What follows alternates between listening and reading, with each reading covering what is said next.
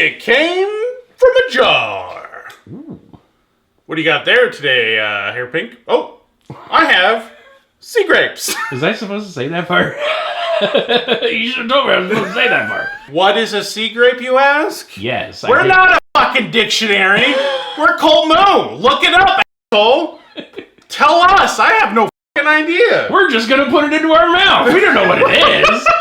I hope it's edible. Apparently it's Caulerpa lentilifera. Whoa. They put the scientific name on there? Errorcep. Oh, damn. Product of Vietnam.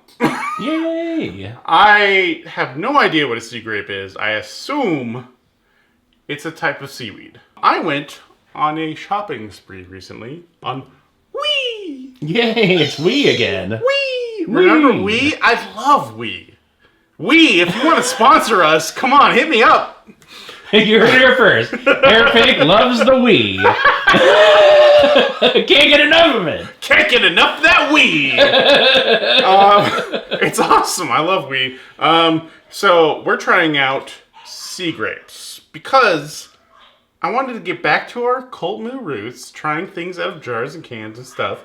And I have no idea what a sea grape is. We are going to go above and beyond by following the instructions on the can. And they say to enjoy pure gold Lato, which is these sea grapes, we're going to want to rinse under running water to remove excess salt for 2 to 3 minutes. Behold the bounty of the sea.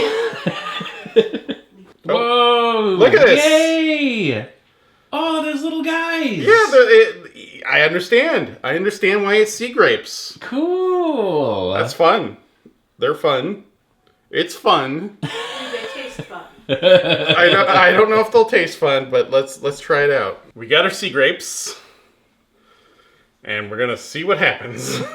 I see what you did there. It's weird that they tell you to wash it off so it's not so salty, and then they tell you to dip it in soy sauce to eat it. It's interesting is all I gotta say. All right, let's try. Let's get in here. Get in there.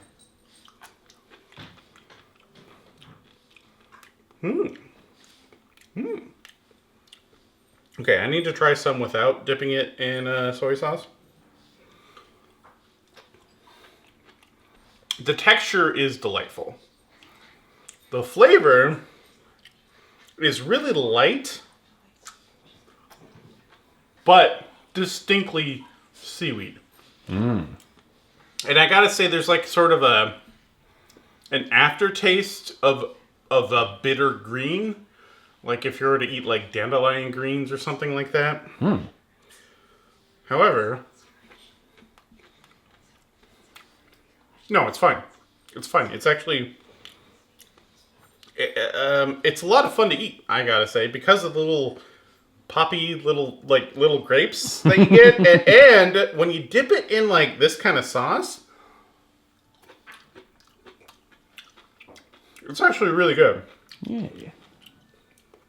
I think this stuff would be lovely in a seaweed salad, in a squid salad. The texture pop is something unique that would go really nicely with, like dim sum, with sushi, with anything along those lines. Little guys sitting there on a little stalk.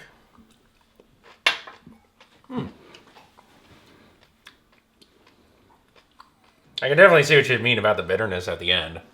It doesn't remind me a lot about wakame, though. Like, yeah, it doesn't really remind me of any kind of seaweed that I've had that was, like, prepared for eating. It's somewhere between low tide and, like, more processed seaweed, I would say. Because I do think I've seen stuff like this wash up on the shore. Haven't I? Mm-hmm. I think I have. I hate the flavor. See, I don't think there's a lot of difference between this and, like, kelp. Like, kelp flavor. Gosh, I cook a lot with kelp. And it doesn't remind me of most of the seaweeds that I enjoy, because I do mess with a lot of different brands. I have small shredded wakame for my ramens. I have large sheets for when I want to make onigiri or like musubi or something like that. And it is just not there. It is just not there for me in flavor.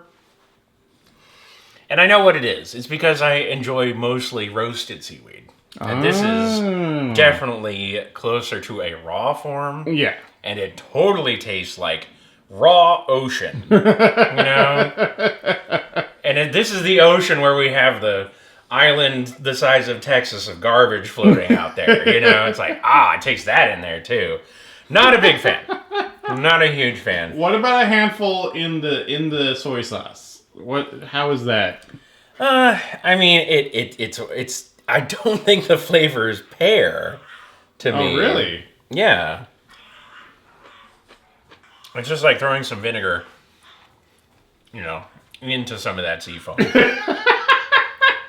Like they don't really go together that well. And if I was to cook with this product, I would have to find a different condiment or something. They're both not winning me over. But yeah. I would imagine it could be one of those niche ingredients that you just can't get anywhere else. That's like, I need to add this to this dish, or it won't be, just right. But I couldn't tell you what that would be, and I just don't like them. I bet I could get whatever I'm looking for out of this product out of something else, and I am eagerly running towards it right now, away from this. And I think the textural component of it is interesting enough to utilize. Yeah. Little bits that pop in there are really cool. But I will say that what's left in your mouth is kind of like the harder parts of kale. It's got a lot of chew to it after you're done. It's worse than celery. So Fair. it's still not bad.